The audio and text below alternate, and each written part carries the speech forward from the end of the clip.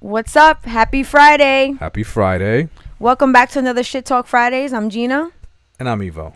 And tonight, we are drinking the same shit we were drinking last week. Yeah. We just we keeping it casual. Keeping it simple. Keeping it simple. Because we are slowly but surely trying to do some renovations on our house, and my dear husband Evo thought it would be a great idea for us to do it ourselves. Yeah.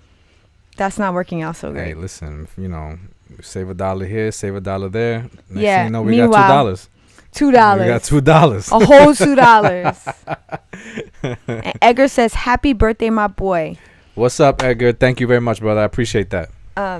Excuse me. Welcome to the stream, Edgar. It's always a pleasure, and thank you for joining us. I would just like to say cheers in honor of my husband's birthday. He is aging like fucking fine wine. I try. I get it from watching you.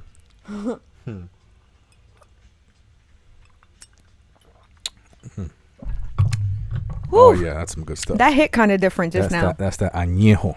Añejo. Okay, so tonight, we'll be starting off the top of the conversation talking about PPP loan fraud. And man, is this a big one? Now, if you're not familiar what a PPP loan is, it's basically loans that were given under the stimulus packages that went out, which were 3, and these loans were meant to be for small business owners to help them basically keep themselves afloat. And PPP stands for Paycheck Protection Program. It was just basically funds that were supposed to be given out to small business owners so that they could continue to pay their employees, that they can continue to take care of expenses, utilities, rent, whatever it may be. And there were a few people, actually more than a few people, in the United States that decided, they said free money. Yeah, the frauds came out, and they came out in droves. I mean, so the basis of this program was to try to keep companies open and keep people off unemployment, right? And it was designed only to work for a short period of time. I think that the amount of time that they give you is 10 weeks worth of payroll. Oh, really? Yeah. I didn't know that was a time. They give you 10 weeks worth of payroll. It's supposed to last you for about 2 months, which is not a lot of time considering all the time that, but I guess not knowing what they were dealing with. Considering that we were in a pandemic for fucking more than a year plus. Right. Well, when the stimulus package was put together, I guess somehow they had some analysts run some figures, and they thought that 10 weeks would be a sufficient amount of time for a company to have funds to continue to run and keep their employees on the payroll. And there's guidelines that you have to spend the money in a certain way in order for it to be forgiven. Now, there's been 3 drawers out, one for each stimulus package. And the first stimulus package, the PPP program, was more so catered to big companies. It really wasn't made for small businesses and independent contractors or people who are self-employed. So that was a big deal. A lot of small businesses didn't get funding. A lot of big corporations that really didn't need the money, and they were just jerking the system. Yeah, I mean, they're big corporations. I mean, these are corporations that are supposed to have rainy day funds. You know what I mean? Like, they're supposed to have like bank, and they're getting funding from the government, for their paycheck protections, and we're talking about hundreds of millions of dollars. Some of these companies are getting, because it's based on your payroll and your net income. The first one, the first loan, those are the numbers that they base it off of. So on the second stimulus package, they rewrote the PPP guidelines to open it up to small business owners and people who are self-employed. And let me tell you something. And that is Evo and I. Just so everyone knows, we are both self-employed. He's a small business owner, and I'm self-employed. Yeah. So. But you're a self-employed business owner. Yeah, I'm a self-employed business owner. But I'm not a business owner. I'm self-employed. I'm working towards entrepreneurship. Shit. From what I understand, an entrepreneur is someone who can take 9 days away from their business, and their business is not affected. So okay, that is the goal. I'm gonna read some comments really quick. So Derek says Hello, hope all is well. Thank you so much for joining the stream. And Mark, thank you for joining us. Evening to my favorite American couple. I hope you both had a great week and happy birthday, Evo. Thank you, brother. Appreciate it. Thank you so much for that, Mark. And Sudal Edgar says, and optimistically cynical. Nice to see you. Fucking fine wine. They must not sell that brand where I shop. And then Mark says, Evo has been smashing those weights. Look at those biceps. Yes, Me sir. too, brother. Yes, sir. Yeah, you know, he definitely has, because we went clothes shopping the other day and Evo grew a size up, but it wasn't for anything other than what I call being fluffy. Well, I like to live by the famous words of a body in motion stays in motion. Correct. So, and Mark also says, and Mr. Evo is looking beautiful or Mrs. Evo is looking beautiful as always. Thank you so much. Optimistically cynical says a lot of corps had stock buybacks and layoffs after the first package. Yeah. So yeah, a lot of them took that money, bought their stock back. Oh, great. Which then in turn drove their stock price up. And shareholders are obviously making more money because they're able to sell their stocks at a higher price. Yeah. Total corruption. So when the second stimulus package came out, they opened it up for small business owners, like I said before. And the government opened it up. The government opened it up. Yes, thank you. For small business owners, and the government also opened it up for self-employed people. Even if you drove a Uber, you were able to apply. I was just telling you to stop doing that. Oh, sorry. And what ended up happening is people started creating fake corporations, fake companies. Like people, I don't know what it is that people thought that they were just like, you know what, this is a once in a lifetime opportunity. Yes. And people were making companies that didn't exist. They were also creating payrolls. They were creating employees. They were creating employees for payrolls. They were falsifying tax documents. They were falsifying business documents. They were falsifying bank documents. They were falsifying all the documents that you needed to submit to get approved for the PPP funding. Mm-hmm. In addition to that, they were falsifying documents in like just in a magnitude that you wouldn't think. Yeah. Like for myself, I got the funding, and it was for my business, and I know the process. And so when I think about the money that these people were getting and the documents that they were falsifying, it was just ridiculous. Like it was pure greed. Mm-hmm. You read an article. Yes. And tell us about that. Okay. So I want to share with you the gentleman's name so that then maybe you could look it up on your own. So there's a gentleman by the name of Gregory Blotnick, 34 years old, which I consider that to be quite young. Yes. He decided that when the PPP loan came out, he was going to falsify documents to the level where he was then going to be able to acquire multiple loans. Because what he went ahead and did was he submitted documents to multiple loan providers. So not just one. Yes. So he submitted documents, to like Bank A, Bank B, Bank C, Bank D. These are companies that they expedite the loan application for you. So he submitted these falsified documents to these different bank lenders or loan lenders, and he was able to acquire $3.4 million in loan money. Sick. Wait, let me just make sure. I'm sorry. Excuse me. What? I say corrected. $3.8 million. One person, $3.8 million. Mm-hmm. Like this is the level of, like, I don't even know what to call it. Well, it's fucking fraud, is what it is. Yeah, but it's the level, the audacity of some people to like. I mean, listen, not to say that I would ever do something like this, but if I were, I would try to be under the radar about it. You know what I mean? Like, I would try to blend in, like, with other, like, single entity, small business owners. You know what I mean? Like, maybe like a couple thousand, couple Whatever. tens of yeah, thousands. You know what I'm saying? Like $3.8 million. $3.8 million. You think you're going to get funding for $3.8 million and nobody's going to take a look? Yeah. You got to be drinking that stupid juice. Yeah, so the feds basically said, something doesn't smell right here. He was dropped on his head a few too many times as a kid. That's just stupid. That's beyond stupid. So I think where the red flags started to rise for this gentleman was He then took $3 million of that money and wired it into A brokerage account. brokerage firms. Yes. And Trading brokerage firms. Trading, and lost $3 million of that money. Oh my God. So Evo and I were talking about this, and Evo was saying that a lot of people probably went into this thinking that that's exactly what they could do. They could get this money. Yeah.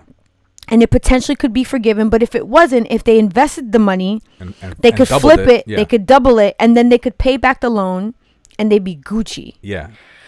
But I think what people maybe fail to realize is that if you acquired the money fraudulently, you still were going to fucking jail. Yeah. So here's the funny thing about money, right? And here's the funny thing Evo, about the stock market. What is so funny about Here's money? the funny thing about money, right? Is that in order to know what to do with $3 million, you have to work your way up to $3 million. Okay. You cannot just have $3 million dropped on your lap and you're gonna know what to do with it. There is levels to managing that type of money, and you have to go through those levels. You have to go through multiple levels of managing large amounts of money, and then knowing what that feeling is like at that level, and then growing beyond that level. Because the more money you manage, the more your profits are going to fluctuate. You may lose some, you may win some, and the larger amount of money that you're managing, the larger the swings in your gains and your losses. Yeah, well, it just like the saying goes, more money, more problems. More money, more problems. And so I'm an avid trader. I trade daily. I'm a day trader. I'm an investor. And I know what the feeling is like to. This is why we're talking about this topic. It is Evo's birthday. Yes, it is. And we are talking about what Evo likes to talk about, money. Money. Money. Me and Cardi. Money. That's funny. Yo, that's my song. I love that shit. And so if you're not used to seeing losses, because, as investments, they come with, good decisions and bad decisions. That's part of investing. You're taking risks and you're getting these losses. And I know the feeling that I feel when I take a loss. It's not a good feeling. It's not, but you manage it, you deal with it. And sometimes it really sucks. I can't even imagine. I can't fathom what it would be like to feel like $100,000 loss, or in his case, a couple hundred, $300,000, $400,000, $500,000 loss. Right. This is what I mean. That there's levels to this. Psychologically, you cannot deal with that. You cannot deal with that type of loss. It will crush you. Well, there's no way you can make a logical, sound decision as investment, taking those type of losses without never knowing how to manage that money or working your way up to managing that type of money. Yeah. So it was a recipe for disaster. I mean, just looking at it like full spectrum, it was a recipe for disaster from the jump, because fine, you're going to go in and get these loans. I understand the thought process behind that, especially during a pandemic, because I think sometimes people who maybe are a little bit better off maybe they weren't hit as hard during the pandemic, so right. they don't understand potentially what it feels like to really be struggling, right? So I understand the desire to want to acquire that type of money, but when you're going to make an array of bad decisions to try to get that money, yes, it's a recipe for disaster, but it's like a recipe with so many different ingredients. I just don't understand the thought process behind something like that, because you're not only getting money that doesn't belong to you, you're taking it in a way where you're leaving a paper trail of how you did it. Well, yo, my guy, rob a bank if that's the case, because at the end of the day, you're not leaving a paper trail behind it. You could potentially just walk away with that money. Which funny thing is that shit still happens. We just saw a video of an armored truck. Yo, somebody attempted to rob an armored truck in mid driving. They started just blasting shots at this armored truck, and they tried to cut in front of it, a group of cars, and they tried to rob it. Didn't work out, and I was just blown away that people are still doing this movie style robbery type of shit. But here's the funny thing. I want to read some comments real quick. So Mark says, it's like arrogant corruption. It amazes me how much happiness, money will bring. It amazes me how much people truly believe money will bring them happiness. I mean, money will bring financial stability, but it will just bring different problems, and it will never bring true joy. Mark, spoken like a true gentleman. Yeah, I would 1000% agree with that. That's actually a conversation that Evo and I have had.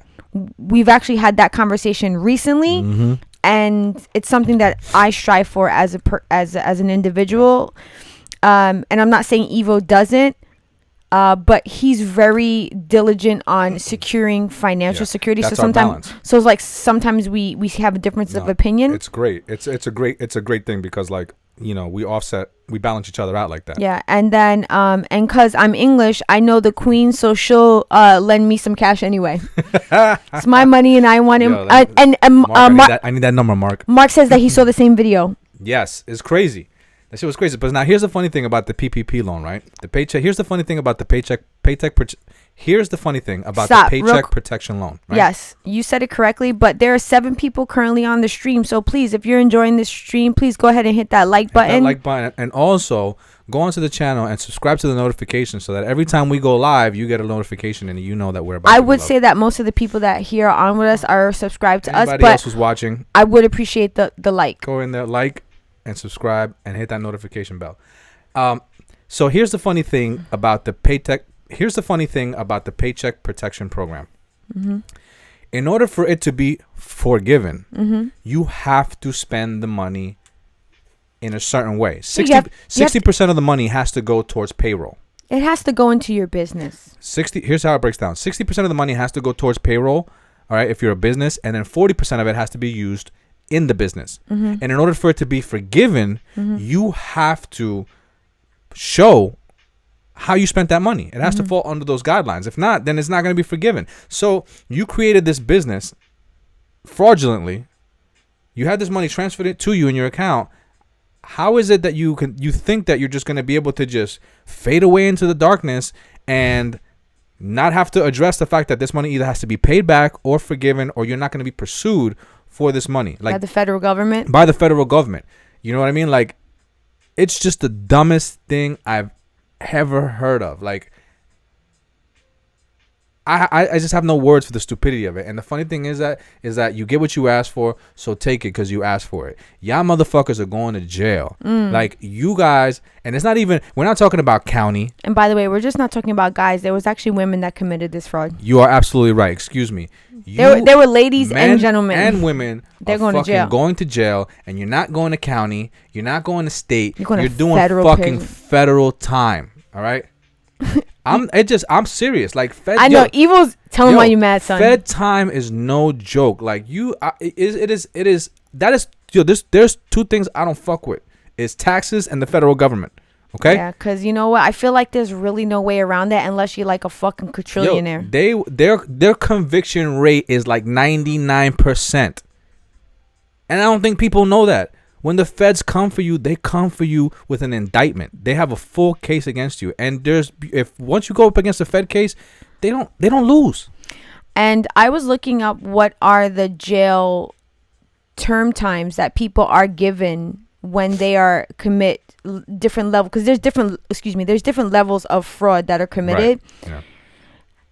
The fines start at 1 million up to 30 years in prison. Up to means that you can receive different time frames. You could receive 10 years. You could receive 15 years. But you could receive up to 30 years depending on the severity of the fraud. Now, I think acquiring $3.8 million stolen.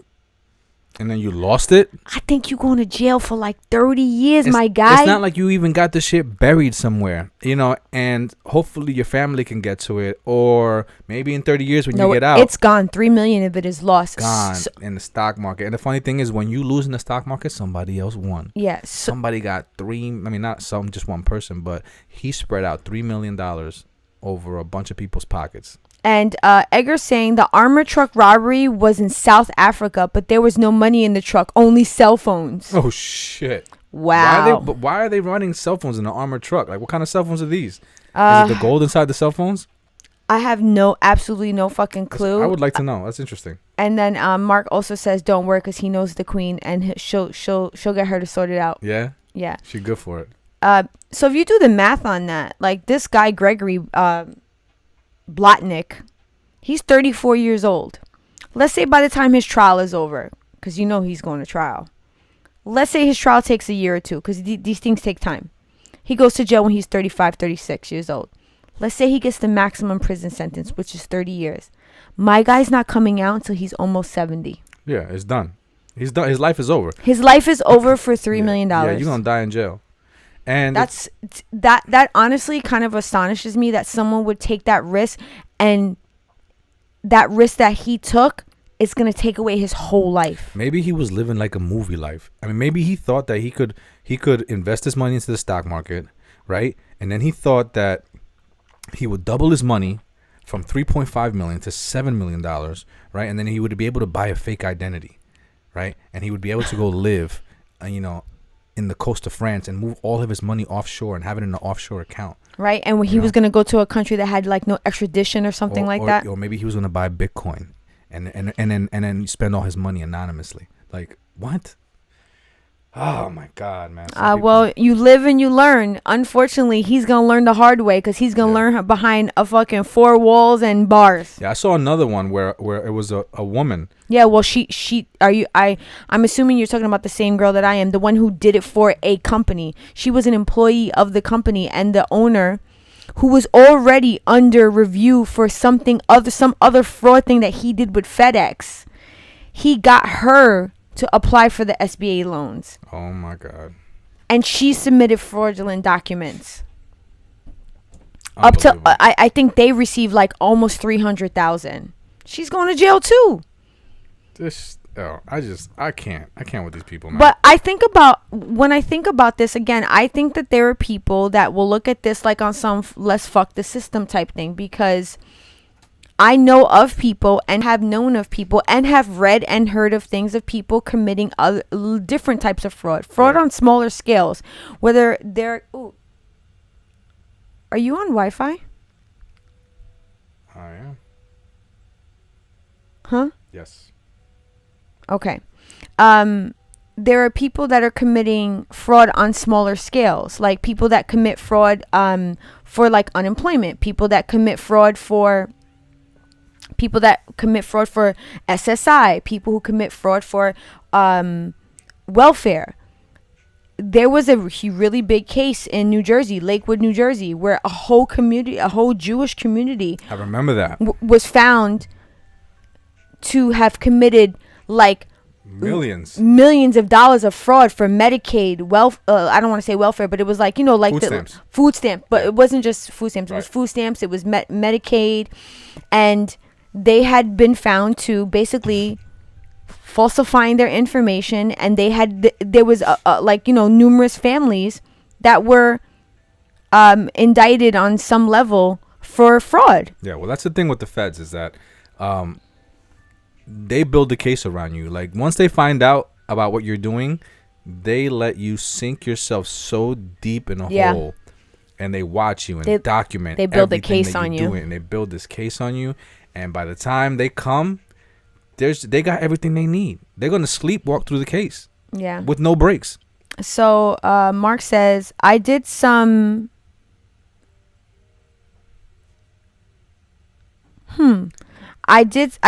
some Annecy ball candy sweets when I was a kid, so hopefully the feds don't find out. I feel like if you didn't steal candy when you were a kid, did you even live?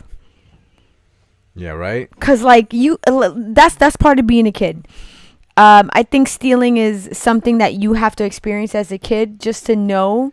You got to know where like where what boundaries are, like where the boundaries are, like where you shouldn't go. Like you have to experience it to know that, okay, mate, all right, I probably shouldn't have did that, or do it and then end up getting caught, and then really like understanding why you shouldn't do those type of things. Like, think about it. Maybe if you came from a household that was super privileged, that there was a lot of money and you never went without, you never really even had the thought to steal, but then one day you decided, I'm gonna build this corporation and I'm going to be someone like Bernie Madoff, and I'm going to just fucking rip people off for all the money that they ever got. And because maybe this man never got his hand smacked for stealing something out of a candy jar, he thought that he could do that shit and just get away with it. So like, I think sometimes when you don't experience those little stings, you then go out into the world thinking that you're fucking almost invincible. You know, when you're managing like hundreds of millions of dollars, I can't imagine the ego that develops around something like that. Oh yeah, like and I would think especially for men too, because I think men already have to portray themselves as Iron Man type shit. So like, you know, when you have money, I think it then like doubles that for you. Yeah. You know, like you can get away with things that maybe the average man couldn't get away with, you know? Yeah. So yes, I could never imagine what that's like. I'm not a fan of money, but I'm not like a fan of money, if you understand what I'm saying. Like I like to live comfortably, but I'm not looking to be rich. I would like to be secure, but being wealthy is not something I aspire to. I aspire for wealth. I aspire for wealth. Well, to have. I stand corrected. I don't want to be rich. I would like to be wealthy, and I don't mean just in terms of money. Right. I mean wealth I mean wealth in the sense of being able to have something that goes through, is generational. Yeah. You know what I mean? Something that's left to families that can go on from generation to generation to generation. So Mark says, how can someone who steals money have a bigger prison sentence than a mass murderer? So I do think that, like I said, that there are levels of fraud. So it's going to be determined in this man's trial what level of fraud did he commit, then will determine how many years he then will get in prison. I said that he can get up to 30. Yeah. Well, so because there could be very small levels of fraud, like credit card fraud. But he committed fraud on like such a high federal offense. I don't really know what that time frame is, but he did a multitude of things where I would think, unfortunately, if you're murdering one person, it's one incident. I think what he's referring There's to like more counts. It's not only that. It's the fact. It's the idea that a life is worth less. Is worth more than money. A life is worth less. There's no amount of money. Oh, okay. There's no amount of money that can equate to what a life is worth. So therefore, if you create a violent crime against a person or kill a person, then your sentence is going to be more severe than if you were stole millions and millions of dollars. Because at the end of the day, money can always be made and replicated, but a life is just one. And when you take it, that's it. You've extinguished something that is just one of one. Yeah, it cannot be reignited. It cannot be reignited. And I think that there are harsher penalties for violent crimes because of that reason. You know, because of human rights and how people feel and stuff like that. At the end of the day, you know, it's obvious that now more than ever that when money's stolen, the feds can just print more. Yeah. You know, so I think that's the answer to that question. But to all of you that applied for that PPP loan, all right, and you did it fraudulently, guess what? Anything over a certain amount of money, and I'm not going to say what the amount is because I want all of you to be shitting your pants, all right? Why? Anything, just tell them. Okay. Anything over $2 million is automatically getting audited by the federal government. But that doesn't mean anything under $2 million is not getting audited. But anything over is an automatic audit. Automatic. Like, just forget about it. Like, don't even think that your shit's not going to get looked over, okay? If you applied fraudulently for a PPP protection program loan and it was over $2 million and you think that you got away with it or nobody's going to come looking for you, guess what? You're going to have trouble sleeping tonight. Yeah. So, I just wanted to say that in regards to a life versus time for something in fraud, something that I have learned about, you know, the court systems is that when it comes to the law, it's very black and white. And the law is the judgment that is provided on a particular case is black and white, feelings removed. So whereas a murder or a life being taken is something super emotional and super traumatic, the law will then give usually a judgment. It's just still very black and white. So sometimes crimes that involve financials, they get a higher penalty, but it doesn't. I don't want to say that because it has a higher penalty or a longer jail time, that it's not, that a life is not equivalent. Yeah. I just think it's just the way that the law is written, and it's unfortunate because when a law is written, I would think that a law should be written separate from emotion because it has to be black and white for it to be unbiased. Because if someone to say was like, if this person committed murder versus doing money, like it's just based on the law, and it sucks. And I learned this through watching family members of mine be in the court system. And I don't mean anything like criminal. It was actually just family court. And I remember just being like, there's so emotion. There's a lot of emotion behind that. But I remember the judge just being like, okay, I get that, but this is the law. Yeah, but I think that there's a bigger impact on a person. That if there's a bigger impact on a victim that has been. Okay, let me repeat that. There's a bigger effect on someone who's been impacted by a violent crime versus fraud. Psychologically and emotionally, one is affected more than the other. So, like, if you've been a victim of either a family member of yours was murdered, or you were hurt in a violent crime, I think psychologically that has a bigger effect than if you were defrauded. So we're actually having that subjective versus objective conversation now again. I think. Okay, yeah. So yes, that's your opinion. Yeah, this is my opinion. Okay. I'm not saying this is a fact. This is just purely my opinion and mine alone. Okay. I could be totally wrong about this. I mean, I probably am, but that's just how I feel. Well, I don't think that you're neither wrong nor right. It's just your opinion.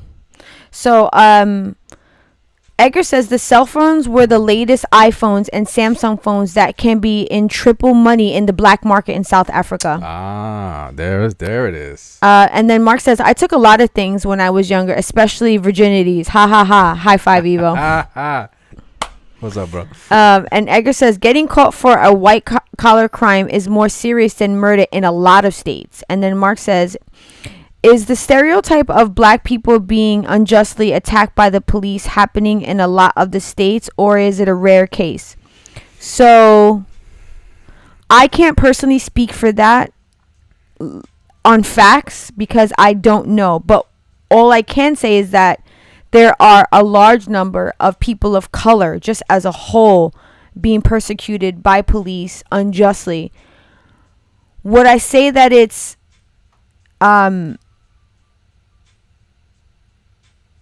would I say that it's happening in a lot of states versus it being rare? I'm actually not 100% sure on that. Yeah, I don't know either. Because all I do know is what I've read and what I've seen, so I can't tell you. But I know, I know based on some stats that I have read, that the percentage of black people that are imprisoned or their violence brought against them by the police, it is at a higher percentage than white America. That is proven based on the population. Well, so here's an interesting statistic about police and patrolling, is that a lot because of crime rate. All right, because of crime rate, you have a lot of police. Their resources, their patrolmen and everything like that, they're deployed to high crime areas. So you just have a lot of more patrolling going on in high crime areas with police. So there's going to be a lot more activity going on. So I think that has something to do with the amount of incidents that happen, because a lot of, you know what I'm saying? Like they're more concentrated in these areas just as a whole. Of course. You know what I mean? As to where like lower crime areas, you might have like, 2 or 3 cops running around because there's really nothing going on. So of course the incidents are going to be higher in these areas. And you couple that with the racism that's going on, and it's a recipe. Like you said earlier, it's a recipe for disaster. It's a recipe for disaster, yeah. But I can't say for certain if it's happening in a lot of states versus it being a rare case. I would say that it's happening more than it should. Yeah, of course. But I can't speak for how many states it's happening in. But we've kind of diverted from the original conversation of PPP loan fraud, but I appreciate the conversation. So I'm wondering, would you like to jump into our top 5, or would you like to jump into our next subject of the night? Let's just move it along. Okay. So when we were thinking about PPP loan fraud, we were thinking about the fact that there were a lot of people at the height of the pandemic that were trying to figure out other ways to make money. And one of the things that came across that became very prevalent, that this particular app saw a 300% increase in subscriber enrollment, was OnlyFans. And if you're not familiar with OnlyFans, OnlyFans is basically a app where people then can go on and you can become, what's the word I'm looking for? You could be like a user that people will pay you anywhere from $5 to $20 to see your content. Now, the type of content that people are paying to see on OnlyFans is obviously something that is a little bit more racier than what is allowed on the basic social media platforms like Facebook, Instagram, and TikTok, because a lot of these other social media platforms, they have like a pornography type of clause where like you can't promote this type of stuff. So OnlyFans opened up a market where people, especially sex workers at the height of the pandemic, could go on there and continue to make money with paid prescriptions from, different increments. Like I said, if anywhere from 5 to 20. So you could pay to see your favorite, your favorite content creator or OnlyFans creator. You could pay to see them on different levels of, like kind of, whether it be nudity, sexual actions, kind of really, it can start from something just as low as like lingerie photos to actual seeing them performing sexual acts. Like it has that range. Right. They can sell videos of themselves. Yes, correct. Doing things at request. Yes, correct. And your subscription level will then give you that entitlement. You can then actually then go and DM your content creator and request things. Yeah. And then the content creator can then request an additional fee for these type of images or videos. So we found this so interesting because there were so many jokes going around at the height of this increase that OnlyFans saw, which was a lot of people were like, yo, I'm about to just quit my job and fucking do OnlyFans. And there was that hype behind it because there were people that were going on OnlyFans. And I'll give you an example, Bad Barbie. And if you don't know her, she is the Catch Me Outside girl. How about that? The one that was on, what the fuck is this guy's TV show? Dr. Phil. Dr. Phil. Yeah. And she then had a rap career. She turned 18 years old, started an OnlyFans, and made $1 million in like less than 24 hours. Yeah, it was crazy. So that is the possibilities of OnlyFans. Real quick, I want to read some comments. So George says, because you have more cops doesn't mean you get more incidents. You get more incidents in poor areas because the upbringing is different. Well, yes, those it's together. So I'm saying, like, they're higher crime areas for a reason. And so because they're higher crime areas, they require more patrolling and more policing, which there in turn will give you more incidents.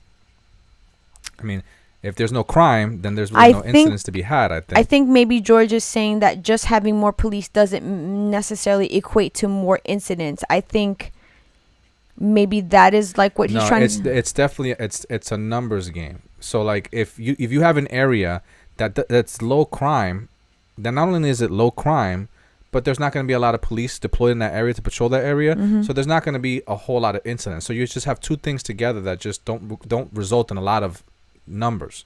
And so if you have a higher crime area and you have a lot of police in that area policing, then of course they're going to be there to catch those crimes, which are going to equate to more incidents.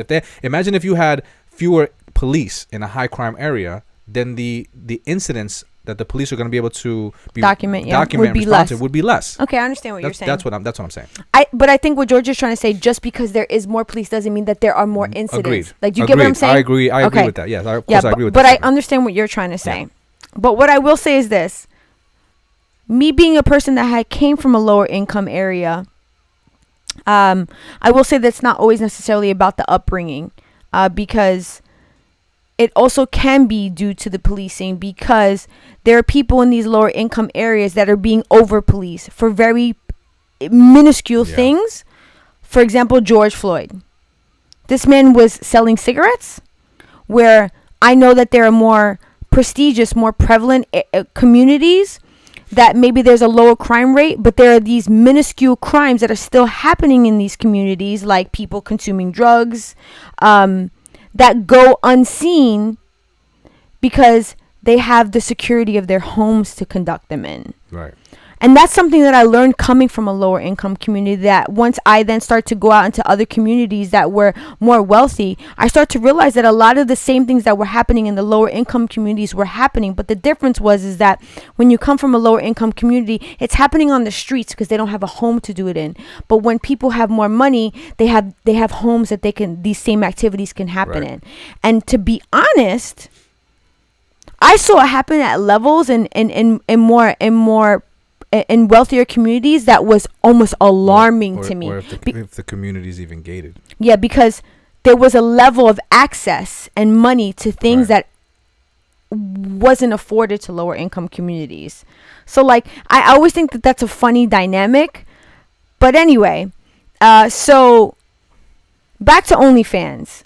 So like I explained to you, Bad Barbie, she went on there, she made $1 million. And a lot of people were just like, yo, I'm going to quit my 9 to 5 and I'm going to go on OnlyFans.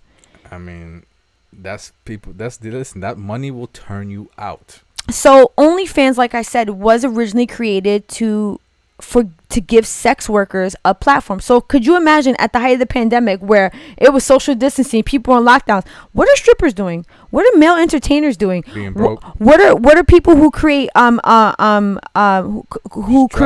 who create porn content? What are they doing? Stress. And yo, that is their job. That is their career. I don't knock nobody's hustle. So OnlyFans gave them that ability to gave them the ability to continue to make money. Now there's one avenue of OnlyFans that I'm gonna let Evo talk about. But before you get to that, there's a little area of OnlyFans that the sex workers, they went in and they were like, yo, this is great. I can continue to, make an income and live. But then what happened was at a certain point with OnlyFans that became kind of like people in the sex work industry became a little disgruntled is when celebrities started coming on OnlyFans. And I'm going to use Cardi B as an example. When she came on OnlyFans, her subscriber count like blew up. And what started to happen was she was then also just like regular, everyday content creators. She was driving traffic to her page and, still having the same subscription thing where she was asking people for, X amount of dollars to see her content. It was then pulling away subscribers from smaller accounts. Right. And people on OnlyFans were like, yo, you're already living the life. I'm trying to live my life. Like I'm trying to make an income to live. You already have an income to live, and here you are taking away the little bit of fish in the sea that I have. Yeah, that's a tough situation. And honestly, like it was probably one of the first times that like in a social media world, because even though OnlyFans is a subscription based platform, it still is social. Right. I like really felt for these people. Because I was just like, damn, like there were rappers going on there. And then there's, what I would consider like B-level celebrities or C-level celebrities that were also doing the same thing. I felt for these people because they're out there just trying to make a living. We're like, how can you compete against that? You just got to go with, go with it in any which way you can. It's like, Gary Vee said it best, economy don't give a fuck about your feelings. That is the goddamn truth. You know what I'm saying? And so you just got to roll with it. So Mark says, most of my friends are black and I'm so glad they're done view me because of race and they don't do me because of race, even though they joke about it and I do about them. And I think we need that kind of banter. I would agree. And hello, Sonia. Welcome to the stream. She says, hi, beautiful people. Happy birthday, Evo. Thank you, May God Sonia. continue to bless you and many more. Much appreciated, babe. So appreciated. And then Mark says, George Floyd, how didn't the public see what was happening at the minimum? Kick that officer in the face. I would just like to commend the young lady who filmed that video. As traumatic as that shit is probably going to be for the rest of her life, I I'm hoping that laws will be changed after this, because right now, just Derek Chauvin being found guilty, that's not justice.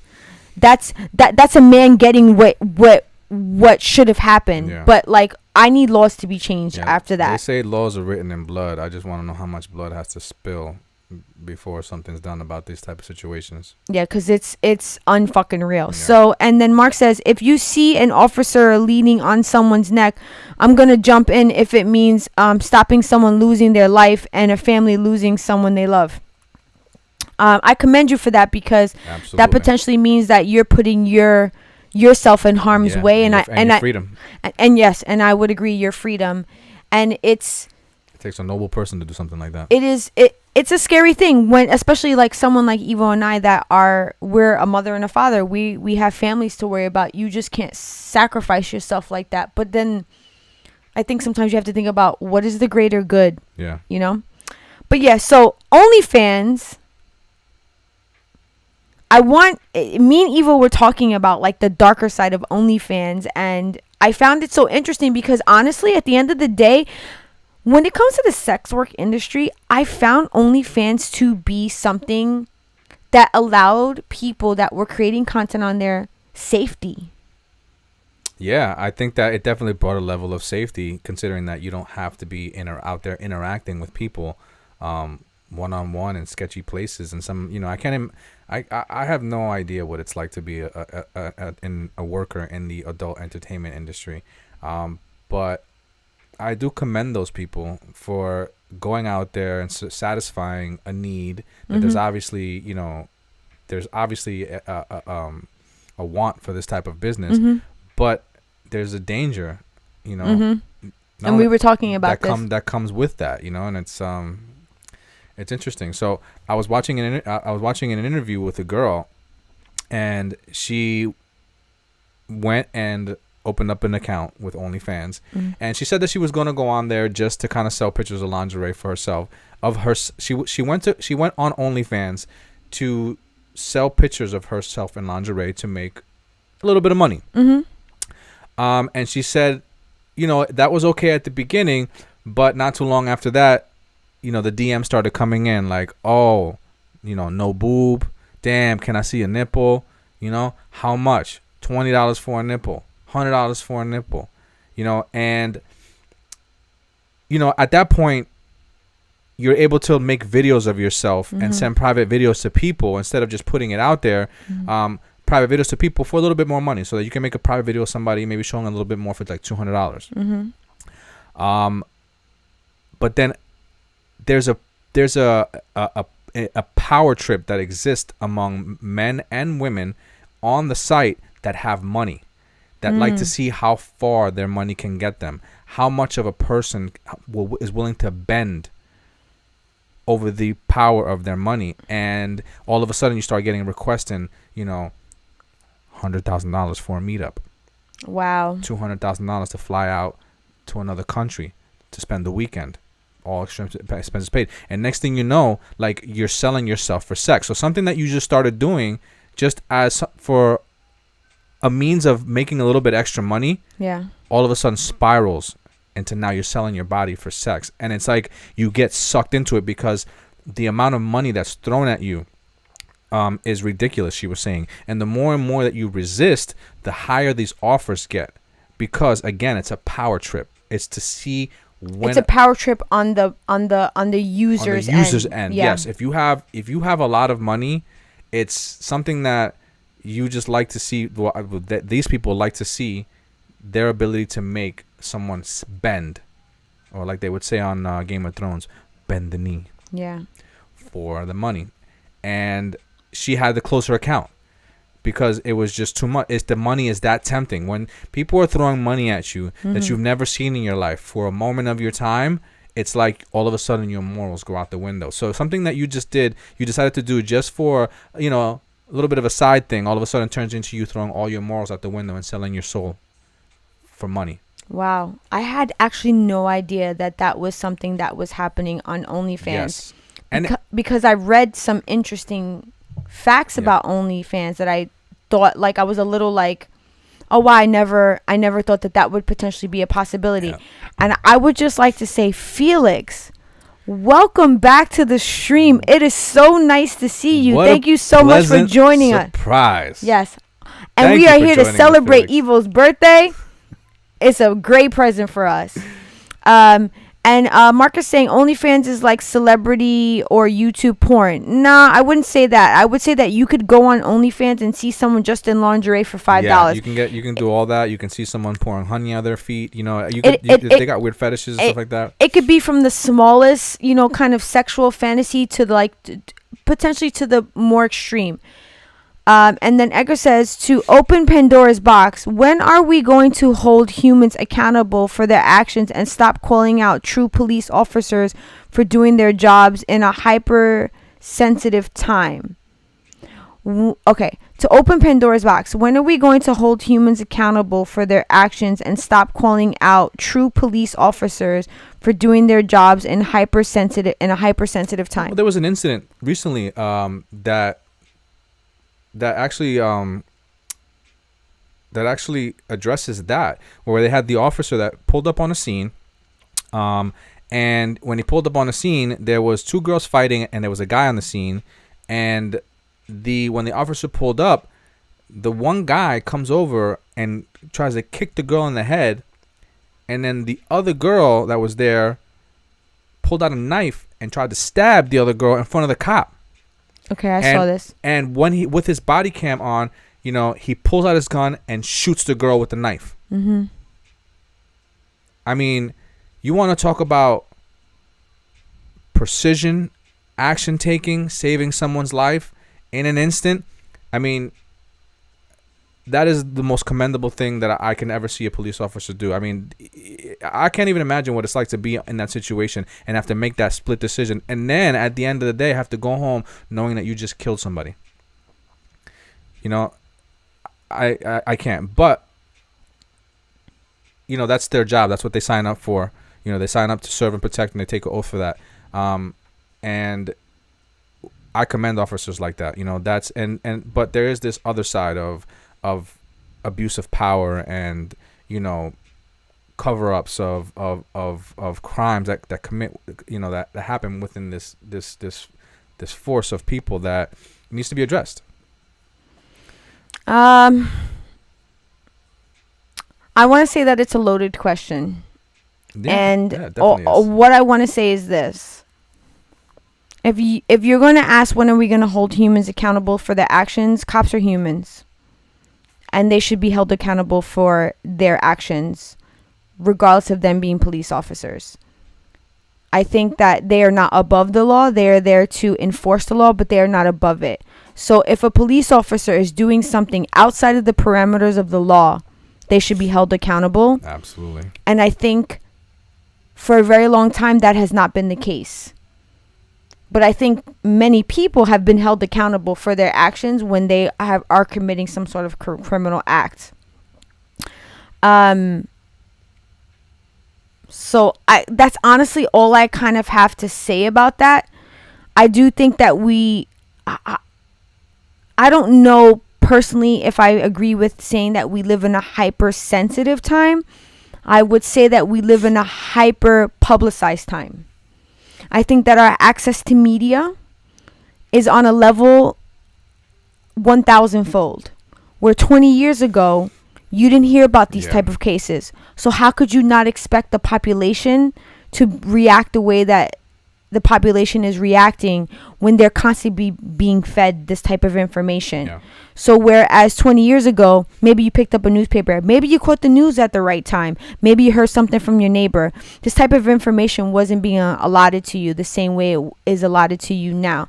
So if you want to say hypersensitive, I'm going to say it's in direct connection to the like magnet the what's the word I'm looking for? To the amount of information that's being fed to people, it's 10 times more than it has ever been. So then you're going to it's amplified. So you're going to see reaction to that. Yeah, of course. So like I think at the smallest scale that I could think about it, could you just imagine constantly just being told, you know, like, you're no good, you're no good, Mhm. you're no good? Could you imagine that, hearing that every day, 10 times a day, right? Yeah. Are you going to start to believe that you're no good? Probably. Potentially, right? Potentially, yeah. But if you heard it once a week, maybe not so much. So that's the way that I look about it. Could you imagine, especially during the pandemic when people were sitting in their houses, how much information people are being fed on a constant basis? Yeah, that's crazy. So like, I think it's a direct correlation is what I was trying to say. Like it shit goes hand in hand. It does. So I don't think the hypersensitivity just came out of nowhere. I think it's a direct connection to what people are being fed, is what I'm trying to say. And like, I really need to get my thoughts into that. Yeah. So this dark side of OnlyFans, There's a darker side. I just want to say, what I found so interesting about that is that you said that this young lady was being propositioned, you know, anywhere from thousands of to hundreds of thousands of dollars for more explicit content, or to actually meet up and or people to spend her time. What I found so interesting about it is that some of the most profitable people on OnlyFans, they claim that they make the most of their money from the type of content that is not super explicit. It's the type of content that is sexual in nature, but not necessarily super explicit, because it still leaves something to the imagination. Okay. And there is such a huge market for that. So the article that I read actually said that they interviewed one of the largest content creators on OnlyFans, and she said that most of her subscribers are looking for things of sexual nature, but still leave something to the imagination. But that doesn't mean that she's still not getting those same type of DMs. I'm sure she is. And here's a darker and more. This is tough. Wait, let me just okay. Before you get into that, let me just read some comments. So, Mark says, I think OnlyFans porn is only for perverted and depraved people who are addicted to and are promoting such dangerous videos. I wouldn't necessarily agree with that. And then Mark says police are dickheads. My uneducated opinion. And then Anthony says, yes, Gina. Mark says police have the ultimate responsibility to behave in an unbiased and fair way. And then Elsa, thank you so much for joining. Happy birthday again. Looking great. Love you guys. Thank you so much. You, Mom. Edgar says police are humans and should be accountable too. But the incident in Georgia where a guy was driving drunk, fell asleep at a Wendy's drive-thru, failed the sobriety test, and started to run off and was shot. There was a good short too, and the cop was fired. Okay. I personally can't speak on that incident. I don't know enough about it to say what I know. But I feel like there could be a lot to that. And then Mark says, Evil loves how passionate his girl gets. I see you, brother. And then Edgar says, that is an example of hypersensitivity. Okay. And then Max says, Max, again, thank you for joining the stream. OnlyFans, what other people are doing to make money or spending money on it ain't none of your business.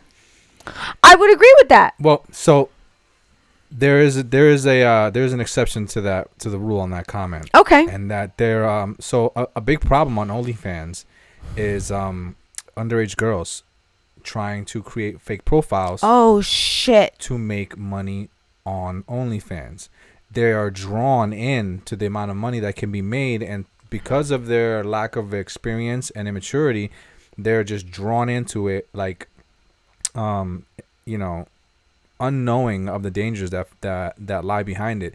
And what ends up happening is that a lot of these content creators, I want to call them, on OnlyFans, they're being approached by younger girls asking them how to create an account and what are the things that you post on an account, because it's like a magnet, and of course there's this whole industry of underage girls like being sought after for explicit material, But you also have a lot of girls. Let's say you have girls who are runaways, girls who come from troubled homes, girls who got kicked out of their homes, who are on their own. A lot of these girls are going to be looking for ways to make easy money, and it's a problem. It's a problem on OnlyFans. I don't think it's just girls though. I think there's a lot of young men on OnlyFans. From the research that I did, I just found out about girls. I'm sure there is men. I just didn't find anything to comment on that. I'm just basing on what it is that I found. So Max is saying that is an exception to the rule because it breaks the rules. That's a very good point. And then Felix says, I'm making an OnlyFans right now. Who's subscribing? Listen, I'm with that. Like, if you want to make an OnlyFans, yo, do you. That's everybody's business. I don't agree with underage girls I would, or boys on there. I would 100% agree with that. I don't think that OnlyFans should be a place where people underage should be able to do things that are for people of age. 100%. But what I will say is this. Max, when you say something to the effect of, that's none of our business, I'm going to tell you how much that comment drives me nuts. Because I get this comment a lot on social media when I comment on things and people will go, what difference does this make? It's none of your business. Yep. And what I find so ironic about that statement is when something in that world that I potentially maybe am commenting on, let's say, for example, we're commenting on OnlyFans, right? And we're talking about it and people are like, what difference does it make? It's none of your business. But if something in OnlyFans was to happen in a negative light or in a negative aspect, people are going to go, how come nobody was looking into that?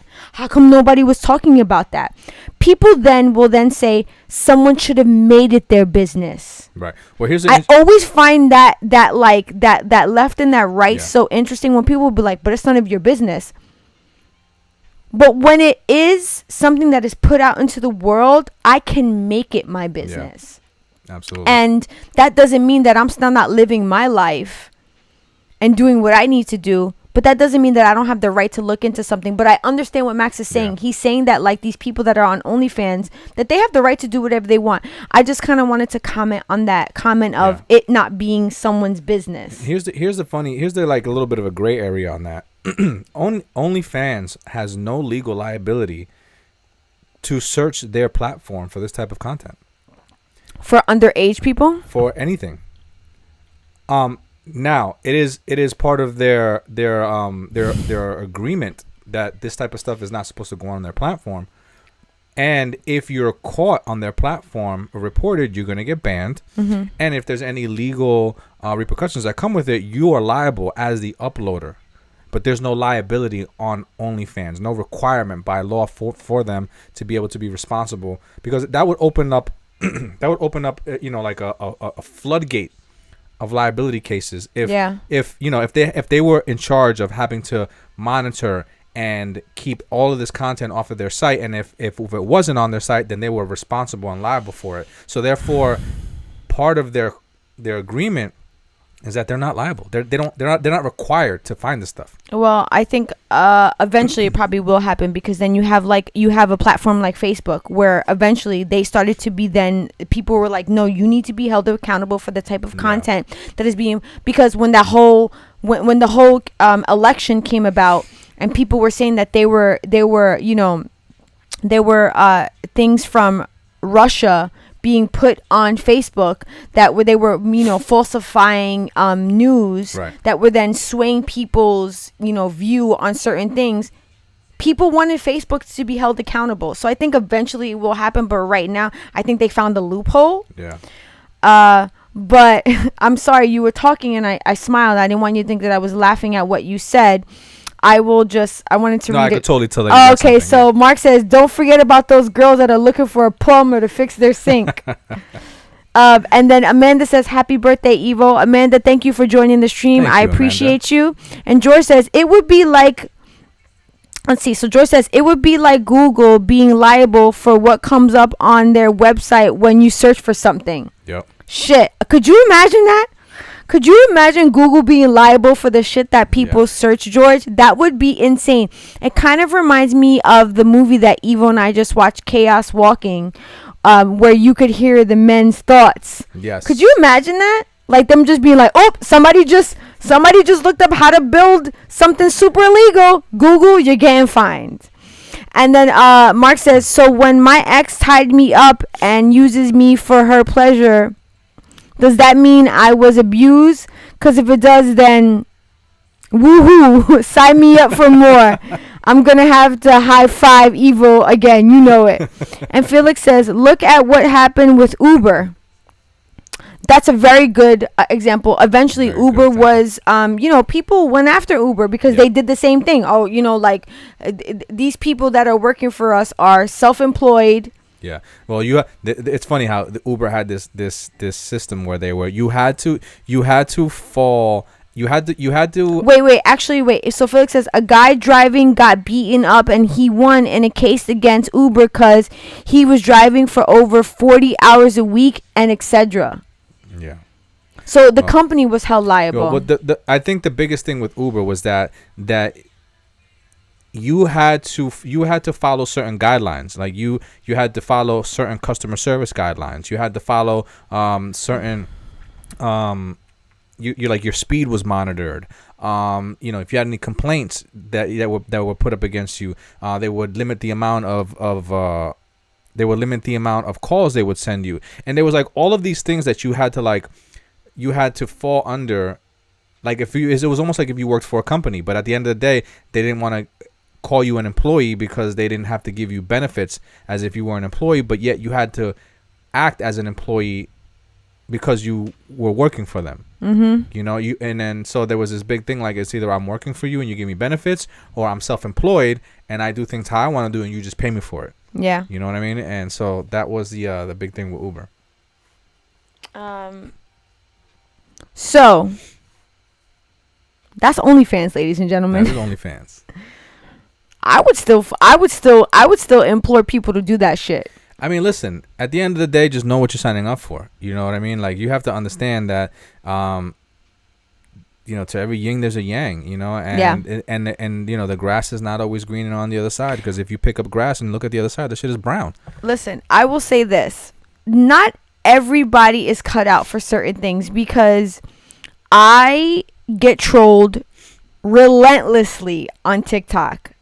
I'm built for that shit. I love it. Bring it on.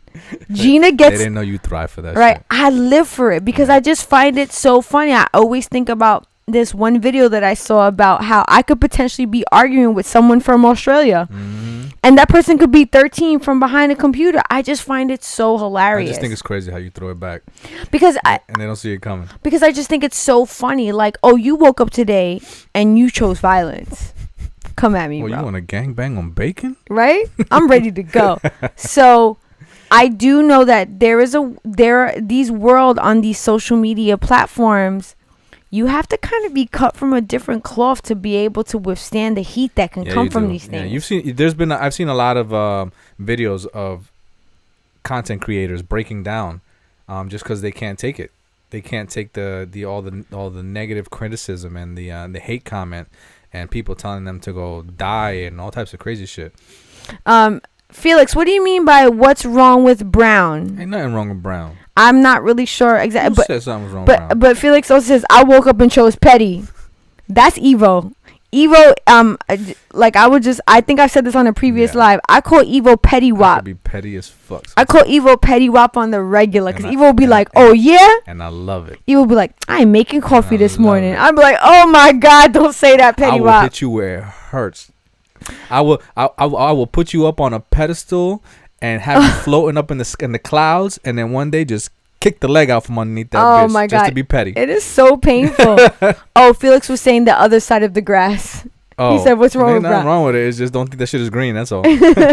You looking for green, but you found brown. Exactly. You need good soil nowadays. Oh, listen. So let's move on to our top 5 for the night. So now that, we kind of wrapped up OnlyFans, and it's actually 10 after 9 already. Wow. Time be fucking flying when we're on here. Know. Like, I literally be like, oh, we got an hour and a half. You know what's funny is that sometimes we be talking about topics, and we'll be like, we got all these topics, and then we look at each other, we're like, yeah, we can't do that. We can't do all that shit. Like, this is no way. That shit is crazy because after our top 5, we literally have a whole nother topic that we could probably talk about for another half an hour easily.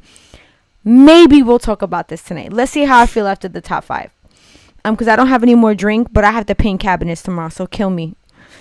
So our top 5 for tonight, we were again thinking about money, thinking about OnlyFans, thinking about the PPP Loan Fraud. We were like, yo, people out here just trying to make coin, right?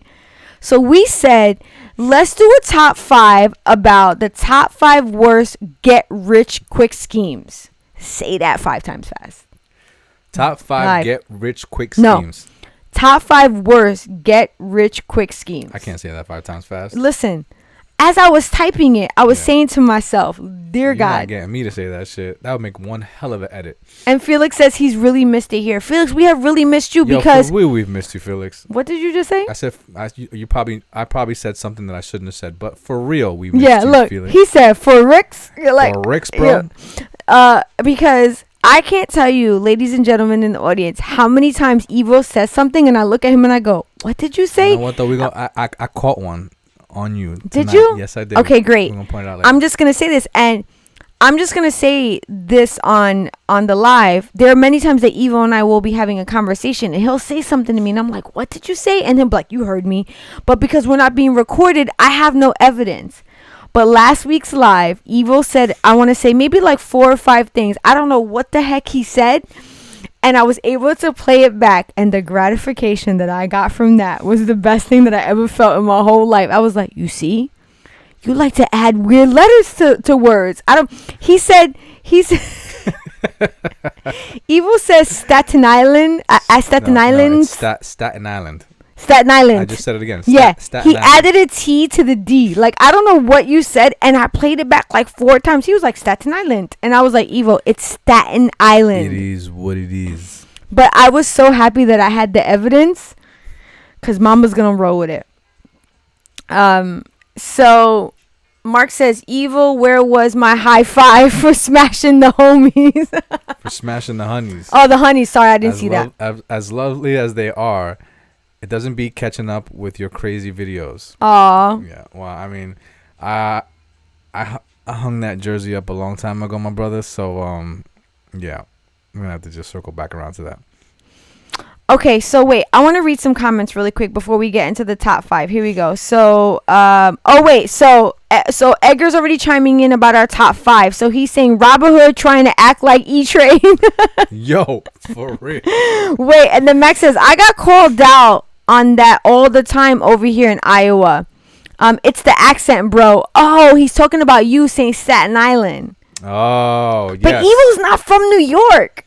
Yo, you know I was born in Queens, right? Evo. You know I did live in New York. Being born. Okay, you know I did live in New York for 6 months. A short period of time, all right? A long periodically time. All right. And like my family's lived in New York for many years. My father's been in New York. He's had a business in New York for over 40 years. No, fam, right? I love you, so but just, no. Yo, cógelo con take it easy, all right? Okay. So, and then Felix says, girl, you look good with a T at the end. I'ma hype her every time. That's my motherfucking friend. And Mark says, he owes me. He can show me around New York, and I'ma show him around the UK. There you go. That's how we do it. So Max says stuff like water for water. Water for water. Oh, I see what he's saying. Like, yeah, so I don't know how. That's interesting. Are you on? You need to turn the Wi-Fi off on that, because you're probably running on Wi-Fi. Oh God. Okay, so here we go. So, but what I find so interesting about that is that Evo's not from New York, so like he should not have that accent. Evo has lived the majority of his young adult life in New Jersey. The way I say Staten Island is that's not a New York accent. No, it's just saying it incorrectly. It's just the way I talk. What you want?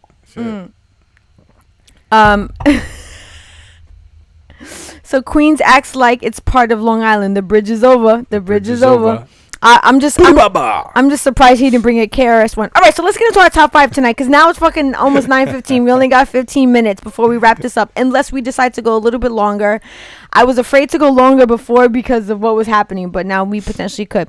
So top 5 worst get rich quick schemes. Coming in at number 5 for the night is buying lottery tickets. Yo. It is the dumbest get rich quick scheme because the odds of winning the lottery, something like the big jackpot, like the Mega Millions, is 1 in 300 million. May the odds forever be in your favor. Dun, dun, dun. Dun, dun, dun. Okay. The odds are 1 out of 300 million. Funny statistic, you are more likely to get hit by a meteorite. The odds of getting hit by a meteorite are 1 in 300, 1 in 700,000. I'm more likely to die than I am to get rich by luck. That's fucked up. Damn. And Edgar says the bridge is over is a KRS-One reference. Yes, I know, but like at the same time, I was waiting for you to be like, because KRS-One. So Felix says people are really out here paying tribute, volunteering as tribute. You damn straight. Okay. I love that movie. And the Hunger Games, just fun fact, I snuck into that movie. It was sold out. Mm-hmm. And then we bought tickets to 22 Jump Street. And my friend was like, why are we buying? I was like, because we going to just walk right into that shit. Would do some shit like that. Because I don't care. And there were extra seats in there. So, like, we had no problem. I don't understand why I said it was sold out. Because imagine it was like a packed theater and you would have to stand. You would have got caught out real quick. No, but I sat in my seats and the seats weren't assigned. So, how do you know I didn't have tickets for there? No, what I'm saying is that there was empty seats, but it was a sold out show. That means people didn't show up. Potentially. But yes. So, the number 5 spot goes to buying lottery tickets. You could get hit by a meteorite before you win the lottery. Stop spending your money on that shit. You know what was the biggest scam, right? Wait, we still have... No, it's regarding lottery? Okay. Yes. So, the first time I played a lottery, I won $20. Mm-hmm. The first time. Mm-hmm. Oh, they were like hook, line, and sinker. Yo, that was a setup. Like, they got me. And I think, like, I might have played for, like, a year after that, thinking, like, oh, wow, like, it was that easy. Mm-hmm. Turns out, that was all I ever won. Yeah. They got that shit back 10 times. So, the average consumer actually spends about almost $90 a month on playing lottery. So, Evo and I did some math on it because I love to do math, and Evil's about dollars. And I'm about those dollars. So I just did some average math, and the average math was if you took that $90 and saved it for a year, you would have almost $1,100 a year saved versus spending it on lottery. If you were spending it on lottery, and if you were then to take that almost $1,100 a year and then save it over the course of 10 years, you would have almost $11,000 saved versus spent on lottery. But Evo was like, let's take it a step further and give them a little bit more math on how you can then make that money work for you. So if you took $100, or I'm sorry, if you took $90 and you deposited it monthly in a compounding interest bearing account, and you did that for the course of 40 years, you would end up after 40 years with $318,000, $794. That would be an amazing retirement, right? On top of maybe Social Security. Considering comparing it to just saving that money, if you save that money on a yearly basis over the course of 40 years, you would have about $41,000. That's amazing. Yes. So your money's it's just way better invested in putting it into something that is more of a guaranteed return over the course of many years, compounding as the years go by. So that's the long game. By the way, Elias, welcome to the stream. He says, happy birthday, Evo. Thank you, Elias. I appreciate that, buddy. So you and I spoke about this, and I said to you, you know why people are more easily going to do lottery versus doing a compound interest account. It's because it's about the information that's provided to people. Right. Unfortunately, young students in high school are not learning about compounding interest accounts.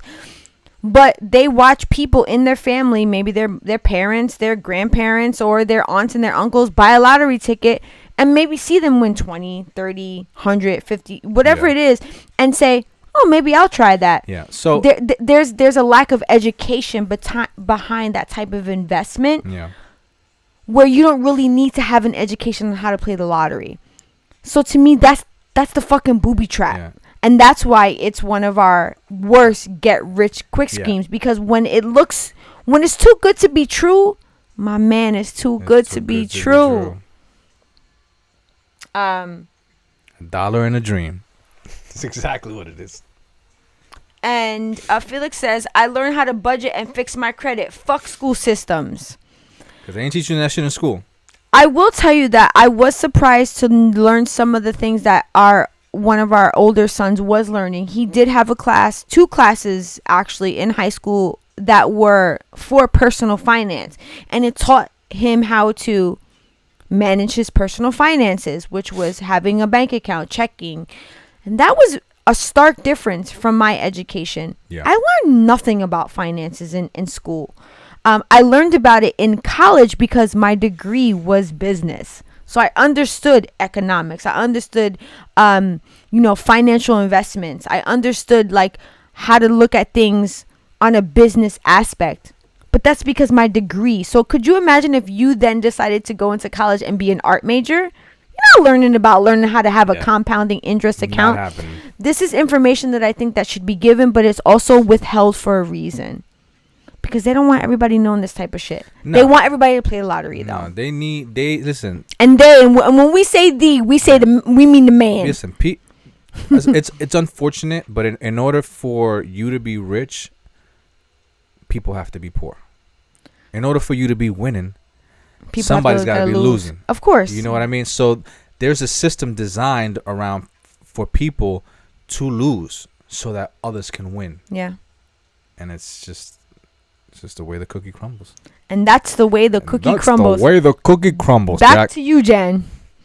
So let's move on to our number 4. Number 4 spot for the top 5 worst get-rich-quick schemes. Number 4 goes to medical billing. I know this sounds super kosher, right? You're just like, medical billing. So there's a huge scheme. How many times have you seen these promotions on the internet or on social media or on TV? I don't really have commercials anymore, where it's just like, do medical billing from home. Right. You could make up to $20,000 to $65,000 a year doing medical billing at home. And let me tell you why this is one of the biggest schemes ever. Because in order to do this medical billing, you have to acquire a very large amount of equipment in order to do this type of medical billing. And then in addition to that, these companies then ask you to pay for the clientele list, which is outdated, to then bill these people. So you have to put money in before you can get money out. But then what winds up happening is that now you have this equipment, this outdated list of, and you're calling people that they're like, medical bill, what are you talking about? Paid that like 7 years ago. And these people are like, they're on their Leonardo DiCaprio, Catch Me If You Can. So these people are making no money. Yeah, that's crazy, and that's fucked up. You know, they would prey on people like that. And the majority of the time, I mean, listen, but again, Evo, you just stated it. Some people have, in order for some people to win, some people have to lose. So could you just imagine, like, the majority of people that are running, practices, whether they be doctors, dentists, or dermatologists or whatever, and they need someone to medical bill. They're paying professionals. They're not going to pay Susie Homemaker out of her house that just bought some equipment and has some outdated. No, that's not what's happening. And it's unfortunate because that shit is a scheme on top of scheme. Anytime you have to put money into something that claims that you will make money other than the stock market, because the stock market is based on putting money in to get a return. Yeah. But when something says that you can make X amount of dollar, but you have to put like a large amount, how does that work when you're already poor to begin with? That's when a red flag should just be like ding, ding, ding, ding, ding. They definitely got you with that one. So, and then Felix says, "Fuck the man." All right, homie, don't play that. And then he says, literally and figuratively. And Mr. Jones, welcome to the stream. Yeah. I'm a sucker for the lottery. Oh, no. Listen, I don't think that people are suckers when they play the lottery. But just know that it's okay, I think, to play the lottery occasionally. Right. A bitch love a scratch off. But God knows, please don't put a larger portion of your finances into playing the lottery. Maybe split it. Maybe say, hey, you know what? $20 a month I'll put into the lottery. The rest I'm going to do a long-term investment. Yeah. The rest I'm going to do, like, fuck it. Have a little bit of that. Have a little bit of that risk, but have a little bit of that planned out investment. And then Mr. Jones also says, "Happy birthday, Evo." Thank you, brother. Appreciate it. And then Edgar says, "Medical billing, aka collection agencies, in my opinion." So it's actually a little bit different because collection agencies are agencies that already set up to do this type of billing. Right. But these We're are talking about schemes. Yeah, these are schemes that are companies They're out like to get you. Yeah, these are schemes that are just like it's somebody just going, Yeah, "Hey, we could set you up like a medical billing agency, but in your home." Yeah. Somebody's offering you an opportunity to make money, but in reality, you are their opportunity to make money. And then Felix says, "I see it. Bitch loves a scratch off with a hand in a quarter in hand." Yo, that is me. I love a scratch off. I can't tell you how many times me and Evil gone to the liquor store and I'm like, "Give me a scratch off." Yeah, Just one. I fell victim to the scratch off. I like a scratch off every now and then. Yeah, you know, it's cute. It's alright. But I am not. I have never played the lotto. Like, I've never played the lotto. I used to play the lottery. Yeah, you used to, but I've never played it. Like, you would play it for us, but I've never played the lotto. I remember the first time that somebody asked me to go play the lotto for them. It was pick 3 or pick 6. I had never heard of that before. And it was a family member from my boys, and the family member was like, "Yeah, go there and tell them you want box and straight." And I looked at her like, "You are speaking another language to me right now. I have no clue what the hell you're talking about. What do you mean box and straight?" She was like, "Gina, just tell them you want these numbers, box and straight." I'm like, Okay, "Okay, I'm gonna just go." Yeah. I was so clueless. I have no idea. I've literally never played lotto. You know what's funny, right? It's like here's what I think of the lottery, right? I think of the lottery as like, you know how they have the lotto, right? And they have all of those balls that come up, into the machine, and then it picks the numbers, right? I think about that as like rolling dice, right? Wait, when you said that, the first thing I thought about, my name is Yolanda Vega.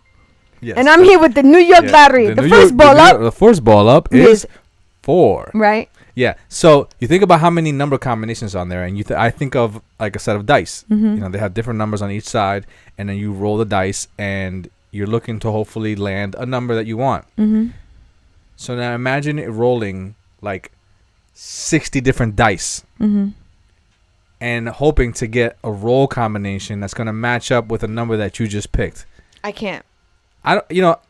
Once I realized that like I looked at it like that, I was like, I'm not fucking playing the lottery no more. Yeah. If I do it, it'll be like one day because I just got like this weird coincidence of this number that it was just too coincidental, and it's like one of those things that you just have to play the lottery for. All right, fuck it, I'll do it. I'll throw $1 at it or $2 at it. But to say that I'm going to continuously on a weekly basis invest this much amount of money in hopes for a return, like that's just I got way better ways to like invest my money and but it took you time to you had to invest your time and to learn how to invest your money better. But you know what? It didn't and that was my argument, is that the lottery is you literally need no knowledge. It is just like, buy this ticket, you could potentially win. To learn how to invest the way you invest, Evo, you have dedicated years of understanding, and there are a lot of people who do not have that time. But it didn't take long before I even got into that, into investing and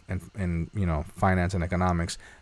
It didn't take me long to realize that I keep trying to play lottery. It was just a bad idea. Yeah, I would agree. So let's move on to number 3, because this is right up Evo's alley. And he's actually the one that put this one into play for number 3. So number 3 for the top 5 worst get-rich-quick schemes is shitcoins. And the minute that I say shitcoins, I'm going to tell you what I think about. I'm going to think about when I used to play Super Mario Brothers and I would get hit. Yeah. Oh, I'm sorry. When I would play Sonic the Hedgehog and I would be running and I would get hit by something, all my coins would pop out. And I'm like, shit, I lost my coins. So yes, but that's not what we're talking about. No, we're not talking about. So shit coins, right? It's one of the biggest get rich quick schemes going on right now in cryptocurrency. And it's kind of like it's very similar to the .com boom, right? So when the .com era came out, it was like anybody who had a company with .com, it was like people were throwing money at it because like you were part of the internet and you were a company and you were going to blow up, and as long as you invested into this company, you were going to make money. And a lot of these fake companies were popping up all over the place, and people were just investing into these companies thinking that just because they had a .com that they were going to be able to make money on it, right? Because there was all these stories of real companies that were becoming part of the internet and that were blowing up and making a lot of money. So same thing with cryptocurrency. There's a lot of these cryptocurrencies that are legit cryptocurrencies with legit technology behind them, and people are making a lot of money investing into these cryptocurrencies. What you have now is people, regular Joe Schmoes, coming out with cryptocurrency coins. And because there's so much money being made in cryptocurrency right now, and especially on the coins that you get in early on, there are fortunes to be made if you can get in early on a cryptocurrency coin. So you have scammers creating cryptocurrency coins and creating all this hype and this quote unquote tech behind it. And when there's really, it's just all smoke and mirrors. And what it is that they end up owning and holding like 90% of the coins in that cryptocurrency and only selling like 10% of it. And once that coin gets up to a certain amount, they dump the whole thing onto the market, dropping the price of the coin, leaving all of these people holding all these bags, holding coins that are worth shit. And it's happening time and time and time and time again. And the fucked up thing is that in order for you to be able to sell, like for example, in order for somebody to sell me a cryptocurrency in the state of New Jersey, they have to be registered in the state of New Jersey to be able to sell to me. So these people, in order to sell cryptocurrency, you have to register in multiple states to be able to sell cryptocurrency to people that live in that state. And a lot of these people are not doing that. Oh, so they're committing fraud. They're committing fraud too. But because cryptocurrencies it's not regulated by the federal government, so are they committing fraud actually? So yes and no. So I feel like that's a gray area. Yeah, so here's the thing, right? Bitcoin doesn't have a creator. Bitcoin was created by Satoshi Nakamoto, who doesn't exist, right? And it's just this cryptocurrency that exists on a decentralized network, and it operates on itself. But every other cryptocurrency that's out there has a creator. Yes, I understand that. And so that's what I'm saying. So, and it's a company. And so these companies, they have to, in order to be able to sell cryptocurrency. Oh, you said they have to register. Yes, so they are committing fraud. Yes, they I are understood. committing fraud. Because if they're not registering, then it's fraudulent. Yes, the only thing. Okay, sorry, it was a lot of information, so like I wasn't following it, but yeah, I completely understand what you're saying. The only cryptocurrency that exists, that there's no creator, is Satoshi. Bitcoin, Satoshi Nakamoto. Okay. Which is this MIA guy. Nobody knows who he is. Yeah, well, he's a myth and a legend at the same time. From what I'm understanding, Satoshi Nakamoto in, I don't want to say either Japanese or Chinese. It's definitely not Chinese. Okay, then Satoshi Japanese sounds very Japanese to me. So Satoshi Nakamoto in Japanese. And Nakamoto sounds like very Japanese. Yes, it actually means Central Intelligence. Yes, I've heard about this, but I also feel like when I hear about sayings like that, I think about when people get Chinese it's not tattoos. A saying. You can Google Satoshi Nakamoto and do the translation. It comes up Central Intelligence. Oh, great! So the CIA is fucking. I looked it up. They created fucking Bitcoin, and it's a whatever. Listen, I don't want to get into conspiracy theories here because the one time we talked about conspiracy theories, I swear to God, we got fucking canceled on social media. Yeah, so like, and then Mr. Jones said, "Did you say Komodo dragons?" Something like that. I love Komodo dragons. So let's move on to our number 2 spot because Evo could talk about cryptocurrencies for stocks, the rest of the night, and it's already past 9:30. You got some charts running in the background. So and then Edgar saying the Federal Trade Commission eventually catches up. So our number 2 spot for the worst get rich quick scheme goes to none other than fucking PPP loan fraud, which is what we talked about at the top of the hour. Ladies and gentlemen, please do not go out there and commit SBA loan fraud. You are going to fucking jail. You are going to jail. You might as well just start warming your ass up now. Go and fucking sleep in your closet for like 2 weeks straight just so that you can just get warmed up to what it's like to sleep in a 6x9 cell. Because that's what happens. Yeah. When you get locked up, you spend 2 weeks in solitary confinement. They break you down. You get no contact. You come out for I think an hour out of 24 hours out of your cell just to like shower and walk around for a second, and you're back in there for 2 weeks. They literally disconnect you from everything that you know. Dear God. Okay, so do yourself a favor. Get yourself warmed up. Go in your closet. Don't bring no cell phone. Don't cheat. Don't bring nothing. All right, just go in there. Just put a mattress on the floor. All right, cover up. What closet can you put a mattress on the floor? I mean, you could do like a little twin blow up mattress. Go in your bathroom. Yeah, whatever. You know what I'm saying? Because your toilet's gonna be in there. But just get yourself warmed up. All right, because it's coming. Because you going to jail. Going to jail now. Do not pass go. Do not collect $200. Do not collect $200. You're going right to jail. And then Felix says, "What the fuck? I am not built for prison." Well, hopefully you didn't apply for the PPP program. No, Felix has been working since day one. He about getting that money. That's what I'm talking about. So let's move on to our number one spot for the night, and then we're actually gonna wrap it up for tonight. Our number one spot for the top 5 worst get rich quick scheme goes to the Nigerian prince. The Nigerian prince scheme. Say that 3 times fast. And if you don't know what I'm talking about when I say the Nigerian prince scheme, this was the ultimate scheme. Okay. And I think this scam is still going on to this day. Tell me one of you, or if not all of you in the audience tonight, has gotten an email that said, "Hi, my name is such and such, and I live in Nigeria, and my brother has recently passed, and he had a wealth sustained of $40 million. Yep. But is now stuck and frozen in an account. Will you help me?" Yeah. We need funding to come from a different source in order for us to be able to move the money from one location to the other. Yes. And anyone who helps us will be greatly rewarded. Yes. If you send us $1,000 now, we can then transfer this money, this $40 million, and we will send you 40,000 of it. Yeah. Yo, and people were fucking sending the money. Oh my God. I got this email. I still get this email. Yeah, I've gotten this email. So I just want to say, as amazing as this scheme is, there has one that I have seen happen more recently that I think should get an honorable mention. Okay. But it's a siphoning scheme, so it's different. So it's people who are potentially doing criminal acts that I kind of want to talk about it, but it wasn't considered kind of like a get rich quick scheme, because like you have to be kind of like in the dark net to like know that this is going on. So like this is just not afforded to anybody. But the Nigerian prince scheme, everybody was getting these emails. Everybody was that. They weren't discriminating on no one. But just tell me that you haven't also got this other email. "I saw you on your webcam looking up porn. If you don't send me $500 right now, I'm going to send that little video that I recorded on you through your own webcam on your phone." Oh my God. I've heard about this. And I'm going to send it to all of your friends. Wait, but you know what? You know how they were really doing this? I actually I've heard about this, right? Mm-hmm.